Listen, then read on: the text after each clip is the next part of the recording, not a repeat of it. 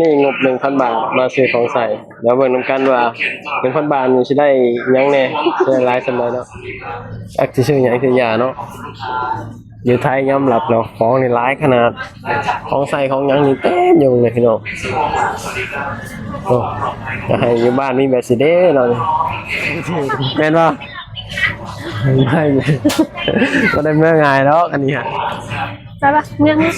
ใจายยังมานี่ เมือง ได้ครบยังเมืองได้ครบแล้ว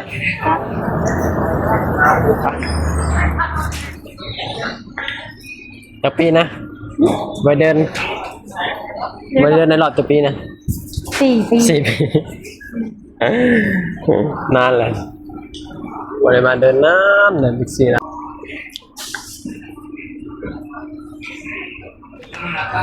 เอาว่าแบบนี้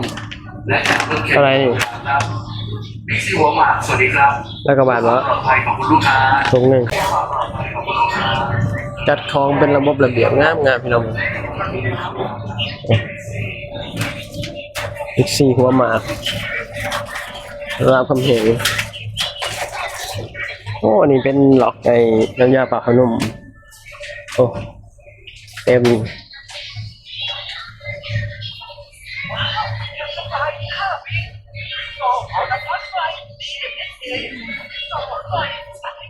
เอา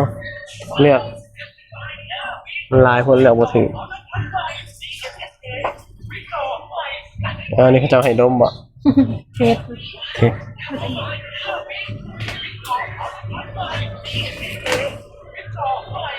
กินเป็นแบบ กินแอปเปิ้ล โอ้แม่น นะ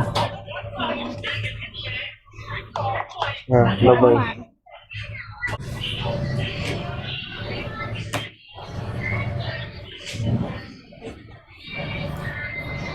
โอ้หลอกนี่ ว้าว ของเพียบ ในการนะในการนั้นมัน เจ้าคือผลิตมาหลายเถยเนาะ แต่ว่ามันหนักแบบอยากเอามาให้ดู มันนะพอของใช้แล้วคือผลิตมาหลายอ่ะ คนมาใส่หลายขนาดนั้นเต็มอยู่โอ้มันหลายใช่ไหมเรียกประเทศ ผู้บอกอยู่บ้านเฮา ใช่อันนั้นเก้า แส อันนั้น น แหละ กว่าผู้ใด ฮะ แสนกว่าผู้ใด ที่บ้านเฮาฮะ นี่ฮะ ว่า แส อีก นก ปะ ว่า ตกอยู่แล้วกับแพงเบิดเลยของน้ำเขาเนาะมาเสียภาษีนู่นนี่นั่นเอาบริผลิตเอง อยู่ไทยนี่โอ้เขาบอกของใส่ของหยังนี่แบบมีหน่อยไทยจะนำเขาส่วนมากแบบผลิตเองทั้งนั้นเบิร์เกิบลูกสาว จนชุด โอ้ในห่างไว้บ่เท้ามันกระบอกเพชรนี่100 กว่าบาท ชนชูงมันมาใจชนชูงนี่แบบสิ อั ค่ะ นนี้ ดูปากมันซึ่งหาไม่แล้วอันนี้ เออ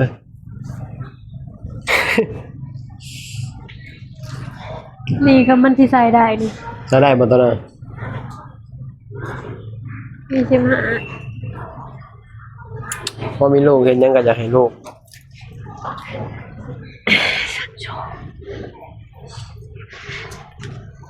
ส่วนสูงสวัสดีนะฮะ แต่ว่าตีนี่ละยังคิดว่าใหญ่สำเร็จดอก เออ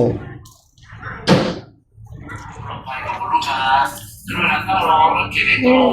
หึ จากรถเข็นธรรมดาครับเข็นเอ็กโต อ่ะเบิ่งราคาของพี่น้องซื้อไทยนี่ ครับบิ๊กซีหัวหมาก 799ถ้าอยู่ลาวนี่ประมาณ100 กว่าบาทเลยนี่ เรื่องนั้นต้องรอรถเข็นเอ็กโตและจากรถเข็น เพราะว่านำเขาเนาะ หัวหมากสวัสดีครับ เสียภาษีเพนหยังไงดิก็สิแบบชั้นราคาขึ้นอืมพออยู่ไทยแบบผลิตเองเด้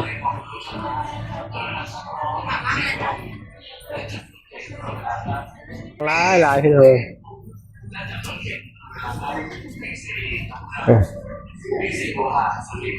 อักสิชื่อหยังคือยาเนาะ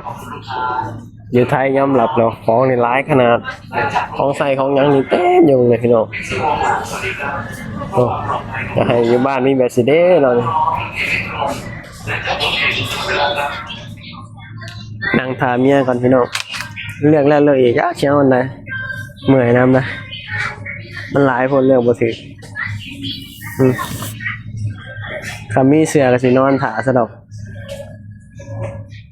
บ่ได้เถื่อเจ้าอันใด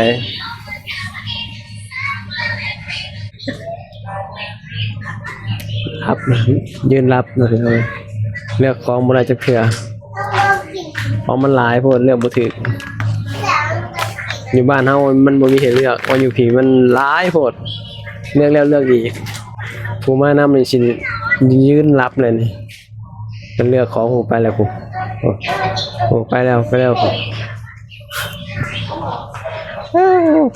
เสร็จแล้วของมันหลายโพดนี่เนี่ยจะอยู่บ้านของมันบ่หลายจับเอามาอยู่ไทยของมันหลายโพดไม่เรียกบ่ถึงแม่นบ่ไม่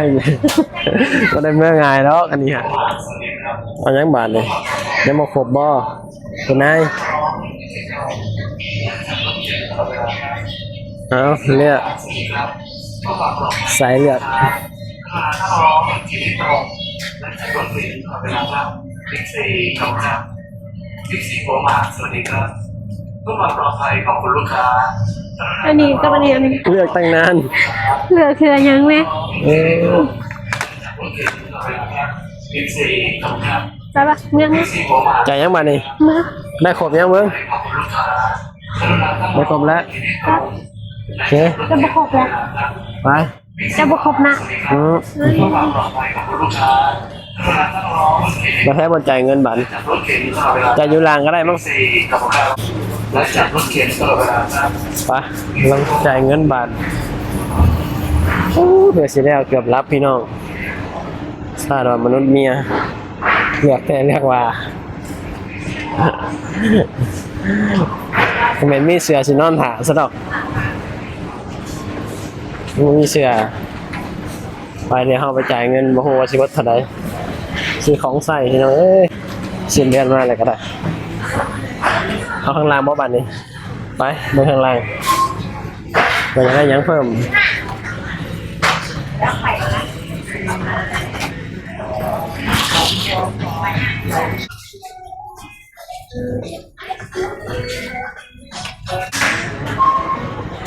ล็อกเดียวบ่มาจ่ายเงินกับมันพี่น้องล็อกนี้ได้นี่ ฮะ เนี่ยล็อกนี้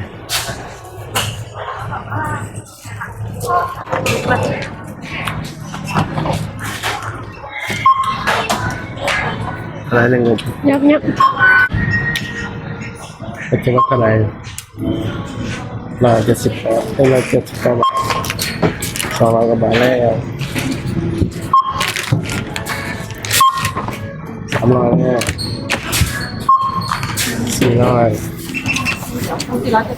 407 บาท